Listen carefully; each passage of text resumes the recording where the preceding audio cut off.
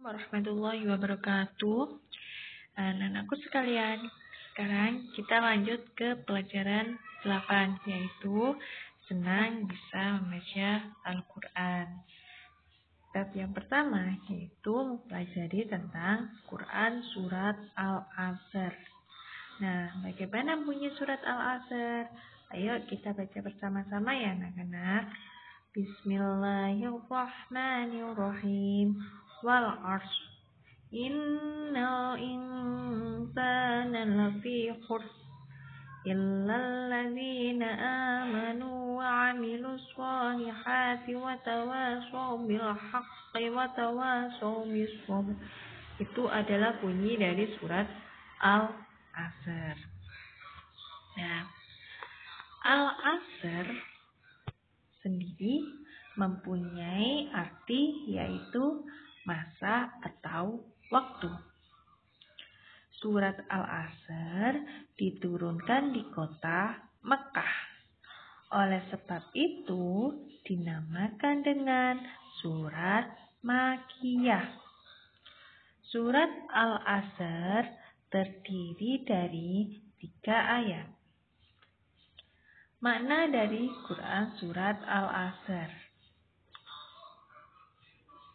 1. Wal 'ashr yang artinya demi masa. Kandungannya maksudnya adalah waktu itu sangat penting. Jadi jangan sekali-kali anak-anakku sekalian tidak menggunakan waktu dengan sebaik-baiknya. Gunakanlah waktu itu dengan baik. Ayat yang kedua, sesungguhnya manusia itu benar-benar dalam kerugian. Jika anak-anakku sekalian tidak menggunakan waktu dengan sebaiknya, maka kita sebagai umat manusia akan rugi sudah hidup di dunia. Hidup di dunia ini hanya sementara. Jadi gunakanlah waktu sebaik-baiknya untuk mendapatkan pahala dari Allah agar nantinya kita berada di surga bersama-sama. Amin. Ayat yang ketiga, kecuali orang-orang yang beriman dan mengerjakan amal soleh dan nasihat menasehati supaya mentaati kebenaran dan nasihat menasehati supaya mentaati kesabaran. Nah, orang yang tidak rugi itu yang pertama adalah orang yang beriman. Beriman itu berarti menjalankan perintah Allah dan menjauhi larangannya. Yang kedua, orang yang beramal soleh, selalu berbuat soleh. Siapa yang tidak mau berbuat soleh? Yang ketiga, orang yang menasehati dalam kebenaran. Jadi, kalau ada teman yang salah harus dinasehati. Jangan sampai temannya salah dibiarkan. Misalnya seperti ini. Ada teman kamu yang mencuri. Kamu tahu kalau dia mencuri. Jangan kamu diamkan saja, tapi ditegur dan dinasehati. Dan yang keempat, orang yang menasehati dalam kesabaran. Jadi kalau menasehati seseorang itu tidak boleh dengan emosi, harus dengan sabar. Nah, dari keempat sifat itu, jika kita laksanakan dengan baik, maka pintu surga akan terbuka lebar bagi kita semuanya. Nah, pesan dari surat Al-Asr, semua manusia berada dalam keadaan merugi apabila tidak mengisi waktunya dengan perbuatan-perbuatan baik. Misalnya, anak-anak hidup di dunia ini, sehari itu jika anak-anak digunakan dengan baik, misalnya dengan belajar, manfaat belajar apa? Akan menjadi pandai.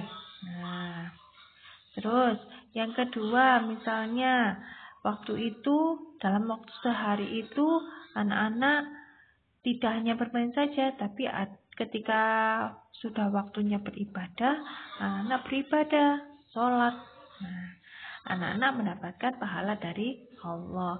Jangan dibuat, waktu itu jangan dibuat sembarangan. Misalnya seharian dimain buat game terus, mainan HP terus. Apa ada manfaatnya mainan HP?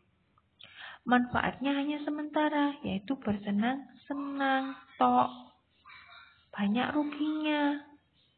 Ruginya apa? Kalau melihat HP terus, mata kita menjadi panas. Dan lain sebagainya. Ya, kita harus menggunakan waktu untuk kebaikan, beramal soleh, menasehati orang lain berbuat baik, menasehati agar orang lain berbuat sabar, disiplin waktu untuk kebaikan. Itu adalah pesan dari Quran Surat Al-Asr. Intinya dalam Quran Surat Al-Asr itu, kita sebagai manusia harus menggunakan waktu dengan sebaik-baiknya. Itu intinya, anakku ya. Nah, selanjutnya yaitu disiplin Nabi Lut. Nabi Lut merupakan nabi ke-7. Allah mengutus Nabi Lut untuk membimbing umatnya ke jalan yang benar. Nabi Lut merupakan anak saudara dari Nabi Ibrahim. Nabi Lut ini diutus oleh Allah kepada kaum Sadum untuk membimbing ke jalan yang benar. Kaum Sadum melakukan berbagai macam keburukan seperti maksiat. Mereka melakukan kejahatan dan berperilaku menyimpang. Jadi di mana kaum Sadum itu laki-laki suka laki-laki, perempuan suka dengan perempuan. Padahal hal seperti itu sangat dibenci oleh Allah. Dan ketika itu minum-minuman keras pun marak. Minum-minuman keras itu di mana-mana ada. Orang untuk minum-minuman keras itu tidak sembunyi-sembunyi, tapi terang-terangan. Nah, setelah Nabi Lut dengan gigih berdakwah kepada kaum Sadum untuk mengajak mereka meninggalkan segala bentuk keburukan yang mereka lakukan. Akan tetapi kaum Sadum mengingkari janji dan menolak dakwah Nabi Lut. Jadi tidak mau kaum Sadum itu. Tapi Nabi Lut tetap berdakwah dan menjalankan perintah Allah dengan penuh rasa tanggung jawab dan disiplin, pantang menyerah.